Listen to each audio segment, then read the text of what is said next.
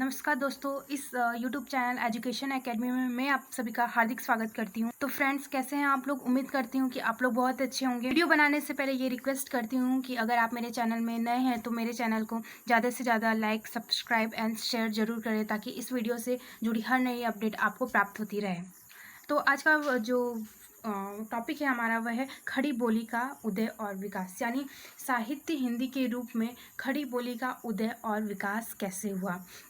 जो खड़ी बोली है हिंदी और दिल्ली और मेरठ के आसपास की बोली कहलाती है। कहाँ की कहलाती है? दिल्ली और मेरठ की आसपास की भाषा। अब जो है ये जो पहला टॉपिक आप लोग देख रहे हैं, चंद छंद वर्णन की महिमा। चंद छंद वर्णन की महिमा किसकी रचना है? गंग कवि। जो गंग कवि हैं अकबर के दरबारी थे। कहाँ के दरबारी? अकबर के दरबारी थे, जिन्होंने चंद छंद वर्णन की महिमा इस कृति की रचना 1570 ईस्वी में की।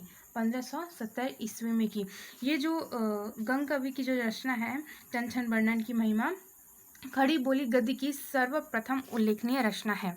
इसके अतिरिक्त हमारे राम प्रसाद निरंजनी आते हैं, जिन्होंने भाषा योग विशिष्ट रचना खड़ी बोली गद्य में लिखी। अब आगे हम देखते हैं कि ये जो चार लेखक आपको दिख रहे हैं वह खड़ी बोली हिंदी गद्य के विकास में इन लोगों का जो है महत्वपूर्ण योगदान रहा। तो पहला आगे हमारे मुंशी सदासुख लाल, इंशा अल्लाह खां, लल्लू लाल, सरदर मिस। जो मुंशी सदासुख लाल जी हैं उनकी जो कृति है वह है सुख सागर। इंशा अल्लाह खां की जो है वह रानी केतकी की कहानी, जो एक मौलिक रचना भी कहलाती है। तीसरे में हमारे आगे लल्लू लाल और सदर मिस। लल्लू लाल का जो कृति रचना है वह है प्रेम सागर। सदर मिश्र आ गए जिन्होंने नासिक के तोपाख्यान की रचना की। इन चारों कवि में जो मैंने नीचे के दो टिक लगाए वो सन 1800 में फोर्ट विलियम कॉलेज की स्थापना हुई। कहाँ हुई? कलकत्ता में। इन्होंने अध्यापक के रूप में कॉलेज में नियुक्त किया गया। किस चीज़ में नियुक्त किया? हिंदी और उर्दू भाषा को पढ़ाने के लिए नियुक्त किया गया। कौन है? लल्लू लाल और सरदर मिश्र जी हैं। अब जो है हमारे ईसाई धर्म के प्रचारकों ने भी हिंदी गद्य के विकास में योगदान दिया। वे बिना मूल्य के पैम्पलेट जनता में वितरित करने लगे थे, जिनमें धर्म को श्रेष्ठ बताते थे। शिक्षा क्षेत्र में नवीन विषयों पर पुस्तकें उपलब्ध कराते थे। अंग्रेजी एवं नवीन विषयों पर पुस्तक उपलब्ध कराने में अंग्रेजी एवं ईसाई मिशनरियों का योगदान रहा। इसके साथ साथ हम देखते हैं कि हिंदी गद्य के विकास में राजा शिव प्रसाद सितारे हिंद जी हैं और राजा लक्ष्मण जी, उनका नाम भी बहुत उल्लेखनीय है हिंदी साहित्य में। फिर देखते हैं सितारे हिंद की जो भाषा है वह उसमें उर्दूपन अधिक दिखता है, जबकि लक्ष्मण सिंह जी जो हैं उन्होंने भाषा संस्कृत शब्दों में बोलता है, मतलब इनके भाषा में संस्कृत शब्द ज़्यादा दिखते हैं। अब जो हमारे राजा शिव प्रसाद सितारे हिंद जी हैं, इन्हीं के प्रयत्नों से कंपनी सरकार ने संस्कृत कॉलेजों में हिंदी शिक्षा को स्थान दिया और उसी टाइम स्वीकार भी किया था। राजा शिव प्रसाद सितारे हिंद की लिखी हुई कृति आ जाती है, लिखी हुई पुस्तकें आ जाती हैं, जो कि है राजा भोज का सपना हो गया, फिर हो गया मानव धर्मसार हो गया, असली आलसियों का कीड़ा हो गया। पुस्तकें हैं इनके द्वारा लिखी गई कृति है। तो राजा शिव प्रसाद सितारे हिंद इनके द्वारा लिखी गई कृति है, पुस्तकें उपलब्ध होती हैं। वह है राजा भोज का सपना, मानव धर्मसार हो गया, तीसरा जो है आलसियों का कीड़ा हो गया। अब हम देखते हैं कि पंजाब के श्रद्धा राम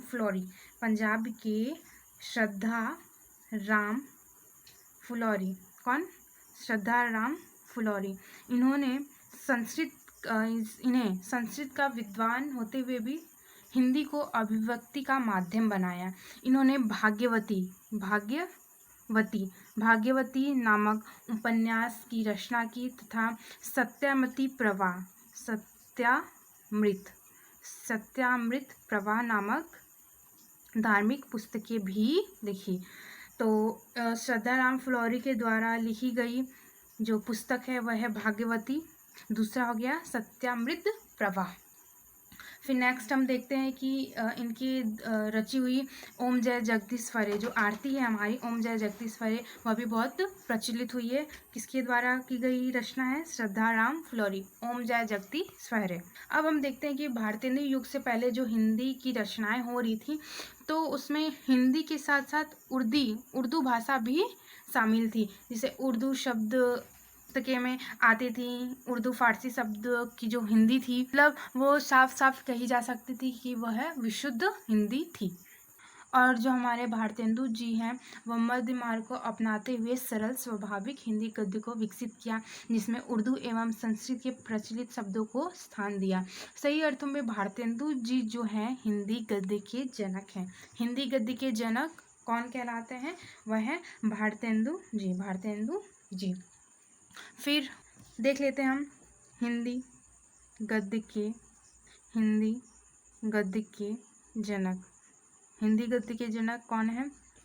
भारतेंदु जी, भारतेंदु हरिश्चंद्र जी। फिर आगे हम देखते हैं कि उन्होंने उनकी व्याकरण संबंधी जो अवस्था थी उनका निवारण द्विवेदी युग में आचार्य महावीर प्रसाद द्विवेदी ने किया। उनके प्रयासों से हुआ, द्विवेदी जी के प्रयासों से क्या हुआ? उनका जो व्याकरण संबंधी जो अध्ययन अवस्था थी उसका निवारण हुआ। व्याकरण संबंधित भूलों का सुधार, विराम चिन्ह का प्रयोग, वाक्य विन्यास में व्यवस्था लाने का जो कार्य द्विवेदी जी ने किया। बाद में प्रेमचंद जी, आचार्य शुक्ल जी हो गए, हजारी प्रसाद जी हो गए, हमारे डॉक्टर नगेंद्र जी हो गए, जैसे विद्वानों ने हिंदी गद्य को चरम उत्कर्ष पर पहुंचाया। जो अब हमारे आचार्य रामचंद्र शुक्ल जी हैं, चिंतामणि, इन्हीं के द्वारा लिखी गई रचना है। मेरे पास आचार्य रामचंद्र शुक्ल की चिंतामणि है, वह मैं आप लोगों को दिखाना चाहूँगी। तो दोस्तों ये है चिंतामणि आचार्य रामचंद्र शुक्ल की लिखी हुई पुस्तक, जो कि ये है चिंतामणि पहला भाग, चिंतामणि पहला भाग। फिर आगे देखते हैं इसका जो ये चिंतामणि विचारात्मक निबंध है, मंजूषा साहित्य है। इसके जो लेखक आपको पता है आचार्य रामचंद्र शुक्ल जी हैं। इसकी जो विषय सूची है इसमें आ गया भाव या मनोविकार आ गया, उत्साह आ गया, श्रद्धा भक्ति आ गई, करुणा आ गया, लज्जा गलिनी आ गई, लोभ और प्रीति आ गई, घृणा इच्छा, ये सब जो है बहुत रुचिदार गद्य हैं जिनको पढ़ने में बहुत मज़ा आता है। ईर्ष्या, भय, क्रोध, घृणा, इससे हम लोगों को खुद में होता है कि नहीं यह पुस्तक हमारे लिए उपयोगी है, हमें पढ़ना चाहिए। ठीक है, तो दोस्तों अब देखते हैं जो हमारा है हिंदी गद्य के जो जनक हैं भारतेंदु जी हैं। हिंदी गद्य के जनक भारतेंदु जी हैं। फिर आ गए हैं आचार्य रामचंद्र शुक्ल की जो चिंतामणि, आचार्य रामचंद्र शुक्ल की, आचार्य रामचंद्र शुक्ल की हो गई पुस्तक चिंतामणि। चिंतामणि में हिंदी गद्य का विकास हुआ है। इसको जो है भारतेंदु जी हैं और द्विवेदी जी, इन दोनों ने इसे कहा है आदर्श हिंदी का मापदंड, आदर्श हिंदी का मानदंड। खड़ी बोली में पद्य रचना को प्रोत्साहित करने का श्रेय आचार्य महावीर प्रसाद द्विवेदी को जाता है। उन्होंने सरस्वती पत्रिका के संपादक के रूप में हिंदी खड़ी बोली को कविता के रूप में प्रोत्साहन दिया। उनसे पूर्व हिंदी की जो कविता थी ब्रज भाषा में लिखी जाती थी एवं गद्य भाषा में लिखी जाती थी। उन्होंने हिंदी की खड़ी बोली को जो गद्य एवं पद दोनों की भाषा बनाने में महत्वपूर्ण योगदान दिया है। और हम देख लेते हैं कि इसके अलावा और भी लोग आते हैं, जैसे मैथिली शरण गुप्त आ गए, मैथिली शरण गुप्त का आ गया, साकेत आ गया, अयोध्या सिंह उपाध्याय हरिऔध का आ गया, प्रिय प्रवास आ गया। जो ये सब जो है खड़ी बोली में लिखे गए महाकाव्य। ठीक है, तो विस्तार से हम नोट करते हैं। हमने अभी पिछले मिनट में हमने जो पढ़ा है द्विवेदी जी के बारे में पढ़ा, द्विवेदी जी की पत्रिकाओं के बारे में पढ़ा। वह कौन सी पत्रिका है? सरस्वती पत्रिका। इसमें इन्होंने जो हिंदी गद्य और पद्य दोनों को प्रोत्साहित करने का प्रयास किया। फिर हमारे मैथिली शरण गुप्त आ जाते हैं, मैथिली शरण गुप्त आ जाते हैं, जिनकी द्वारा लिखी गई पुस्तक साकेत है, साकेत। इसके अलावा उपाध्याय जी आ जाते हैं, उपाध्याय जी आ जाते हैं, इनके द्वारा लिखा गया पुस्तक प्रिय प्रवास, प्रिय प्रवास आ गया। चलो ठीक है दोस्तों, अब हमने देखा कि भारतेंदु युग में भी बहुत सारे कवियों ने हिंदी को प्रोत्साहित करने का प्रयास किया। द्विवेदी युग में हजारी प्रसाद द्विवेदी जी ने भी हिंदी को प्रोत्साहित गद्य पद्य दोनों में किया। अब जो हमारे आ जाते हैं छायावादी युग, जो हमारी अगली आ जाती है छायावादी युग। छायावादी युग में भी बहुत सारे कवि हैं, जैसे प्रशांत हो गए, पंत हो गए, निराला जी हो गए, महादेवी वर्मा हो गए। जो अतिरिक्त इसके अतिरिक्त जो या क्या इसके अतिरिक्त हो गए रामधारी सिंह दिनकर जी हो गए, हरिवंश राय जी बच्चन हो गए, माखनलाल चतुर्वेदी हो गए, इन्होंने भी किया। अब जो है कामायनी छायावादी युग का सर्वश्रेष्ठ महाकाव्य है, और ये जो कामायनी है वह छायावादी युग की जयशंकर प्रसाद की रचना है। कौन है कामायनी? जयशंकर प्रसाद की रचना है छायावादी युग की। फिर सुमित्रा नंदन पंत की आ जाती है पल्लव, महादेवी वर्मा की आ जाती है दीपशिखा आ जाती है, निराला की आ जाती है अनामिका आ जाती है। जो है इस छायावादी युग काल की जो है ये सब उल्लेखनीय कृतियां हैं। इसके पश्चात प्रगतिवाद आ जाता है, प्रयोगवाद आ जाता है।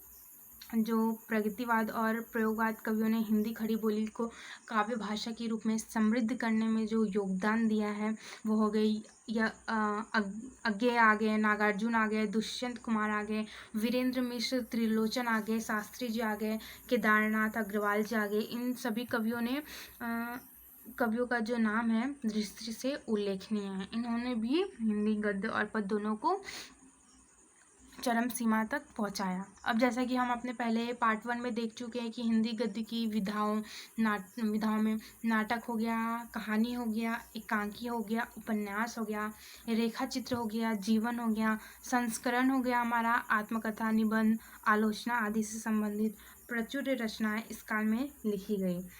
इस प्रकार हिंदी दोनों दिन समृद्धि के पथ पर अग्रसर है। फ्रेंड्स, हम जो ये पढ़ रहे थे अभी, ये जो है गद्य, हमने जो गद्य का पार्टीशन देखा अभी। अब हम देखते हैं काव्य भाषा के रूप में जो खड़ी बोली का उदय और विकास हुआ है वह कैसे हुआ है। तो हमारे काव्य भाषा के रूप में जो खड़ी बोली का विकास आ गया, उनमें आते हैं हमारे पहले नंबर पे आमिर खुसरो जी। आमिर खुसरो की कौन सी? आमिर खुसरो की पहेली। खड़ी बोली को काव्य भाषा के रूप में आदिकाल में ही खुसरो जी ने अपना लिया। आमिर खुसरो जी हैं, उनका जो रचना काल जन्म 1255 से 1324 ईस्वी तक के बीच का है। इन्होंने बहुत सारे पहेलियाँ लिखी, मुकरियाँ लिखी, दो सुखन लिखे, ढकोसले हो गए, इनके द्वारा जनता में प्रचलित हुए और बहुत इंटरेस्टिंग भी है इनकी। अगर पहेलियों को आप पढ़ें तो नोट कॉपी में हम मेंशन कर लेते हैं। पहला जो है आमिर खुसरो जी है, आमिर खुसरो की खड़ी बोली। आमिर खुसरो की खड़ी बोली। तो जैसा हमने देख लिया है कि इन्होंने काव्य के रूप में आदिकाल में ही अपना जगह बना लिया। इनके द्वारा लिखा गया पहेलियाँ, मुकरियाँ, दो सुखान, ढकोसले जनता में खूब लोकप्रिय सिद्ध भी हुआ। अपने विभेदी स्वभाव एवं श्री हृदयता के लिए व्याख्या आमिर खुसरो ने 13वीं सदी से साफ सुथरी खड़ी बोली का प्रयोग किया। इन्होंने कब से प्रयोग किया साफ सुथरी हिंदी बोली का यानी खड़ी बोली का? 13वीं सदी से। खुसरो की जो खड़ी बोली का पहला कवि माना जा सकता है, इसलिए जो खुसरो जी हैं खड़ी बोली का पहला कवि माना जा सकता है। और इसको और गहराई में देखें तो इनकी एक पहेली है, आप लोग इसका आंसर बताइएगा, ठीक है। तो ये है, एक थाल मोती से भरा सबके सिर पर औंधा धरा। एक थाल मोती से भरा सबके सिर पे औंधा धरा, चारों ओर वह थाली फिरे मोती उससे एक न गिरे। तो इसका आंसर मुझे अपने कमेंट्स बॉक्स में लिख के दीजिएगा, मैं वेट करूँगी, फिर मैं अपने अगले वीडियो में आपको इसका आंसर दूँगी, ठीक है। तो फिर सेकंड नंबर पे हमारे आ जाते हैं खड़ी बोली, इसे मेंशन करना ज़रूरी है, तो हम कर लेते हैं इसे। आमिर खुसरो की जो खड़ी बोली है इसको डिटेल में लिख लेते हैं। तो वो है, तो इसे एक बार और रिवाइज कर लेते हैं। आमिर खुसरो की खड़ी बोली में इनका जो कृत रचना कृति हो गई, पहेलियाँ हो गई, मुकरियाँ हो गई, दो सुखन हो गए। फिर इन्होंने 13वीं शताब्दी से ही शुद्ध हिंदी का प्रयोग किया। इनका जो जन्म है 1255 और तथा मृत्यु जो हो गई 1324 ईस्वी में हुई। फिर हमारा नेक्स्ट सेकंड नंबर पे आ जाता है द्विवेदी युगीन खड़ी बोली। द्विवेदी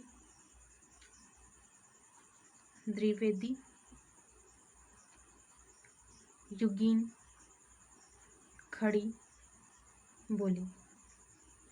तो संपूर्ण मध्यकाल में काव्य भाषा के पद पर ब्रज भाषा एवं अवधी भाषा छाई रही।